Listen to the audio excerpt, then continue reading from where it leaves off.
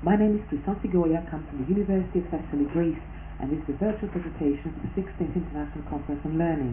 I will be talking about the use of blogs in Greek higher education on a course on ICT education. Before I go into the details of what I've tried and tested this semester, I will talk very briefly about the past use of ICT in Greek higher education.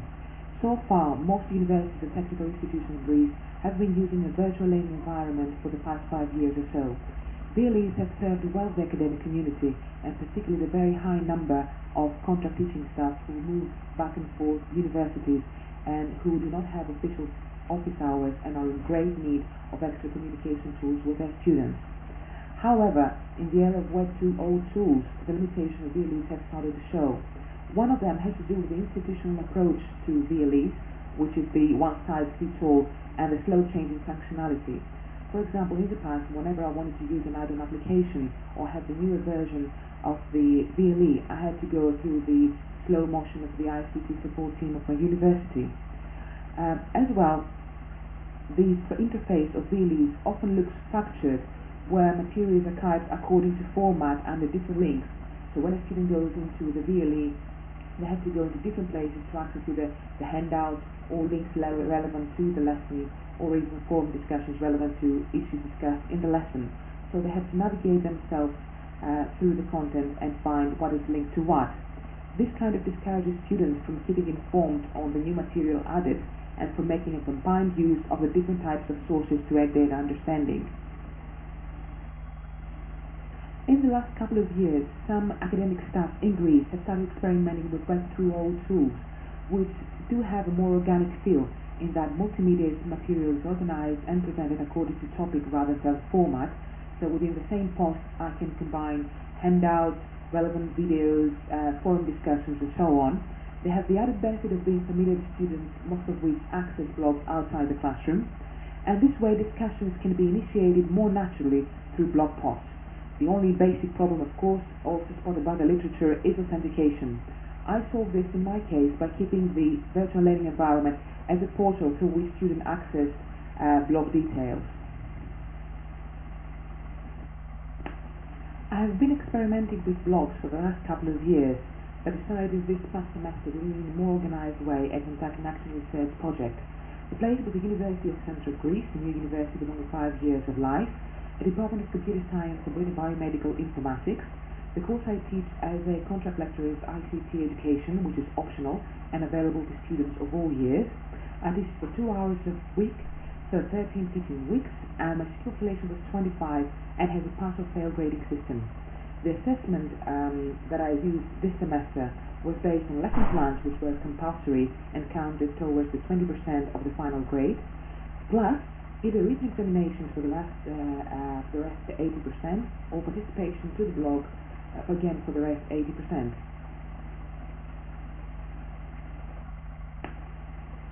I designed and maintained the course blog, which was hosted by EduBlogging.org. This hosting service was chosen for the very strong technical support between users who all have the same purpose, which is to enhance their teaching through the use of Web 2.0 tools. The blog was prepared and went public in January 2009, and the type of posts that were published there could be listed out of 4 categories. There were either lecture posts, which contained descriptions of the weekly lessons and handouts, or status posts, which contained details of assessment or results, information posts, which contained reading, publications, multimedia, or software that was relevant to issues examined during the lessons, and finally forum posts, the most important part, which were posts where contributions or comments from the students would be assessed.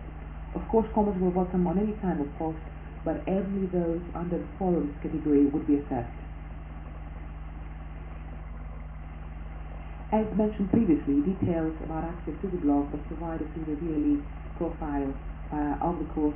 This is a screenshot of the VLE profile of the lessons, and the password for the respective posted items of the blog were provided in the welcome message of the VLE profile. Only 2 tools were utilized in the VLE. There was a straight link to the blog, as you can see at the bottom of the screenshot, as well as a message board where announcements could be made regarding new added material to the blog.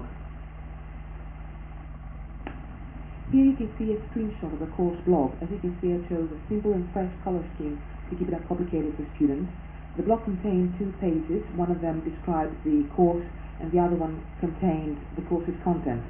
All of the posted items that contained either the lecturer's lesson handouts or notes or had assessed student comments were password protected. Here you can see a screenshot of the Sidebar tools and add-on applications.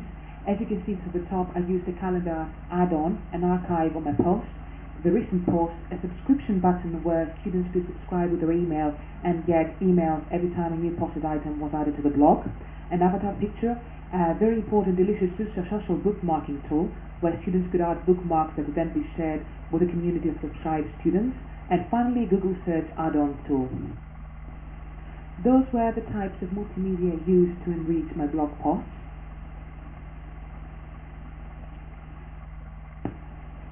As many of us know, assessment of discussion contributions are a tricky thing, and literacy suggests the best way to do this is to carefully prepare an assessment rubric and then announce it to the students before any discussions commence. This is the assessment rubric I constructed. It goes along 5 axes: the number of comments, the clarity and relatedness of the comments, the level of original and critical thinking, the level of documentation, and the sense of community of practice that each student gives in the discussion.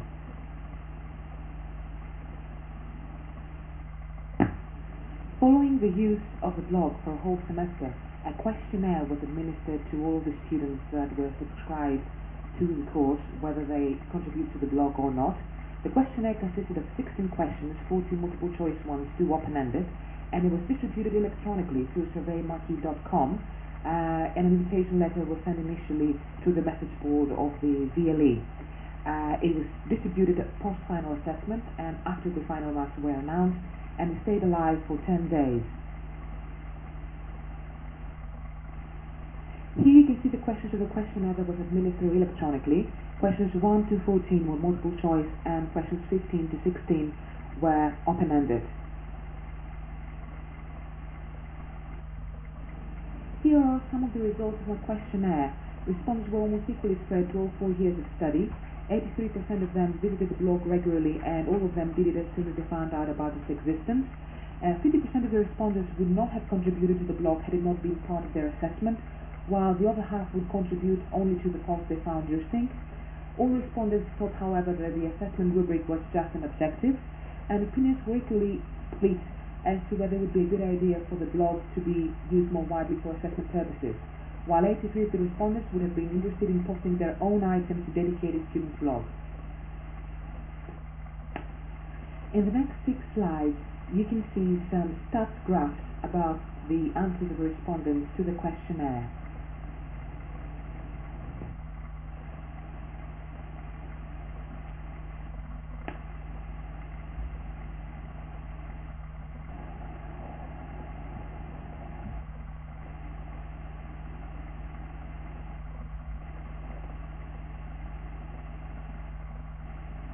Students who supported the wider use of blogs were also the students who were strongly in favor of extensive use of online communication tools in higher education in general. As one of them said, "I think it is necessary in departments like ours. They give you the chance to do some actual research on certain issues rather than memorize facts. You can see other people's opinions, and finally you can save some forests." Half of the non-contributors wished that contribution to the blog was not part of the assessment and would have liked the blog to be open to the public domain. As one of them said, "I believe that contribution to the course blog should not have been part of the assessment. They should be anonymous and open to the public domain. This way the opinions expressed will be more varied and freely expressed." Based on the findings of this semester and this questionnaire, I decided next year to start off the blog with posts open for discussion, which will be open to the public domain and not assessed, to warm up students before I move on to assess contributions. Offer student blogs where students can post their own items and which will be linked to the course blog. Because the main problem for non-contribution was the time available they had, in the future we'll discuss with them their time schedule and negotiate deadlines to maximize time available for contribution, and also include more multimedia and more varied posts to make it interesting for people who didn't find it exciting enough to contribute this semester.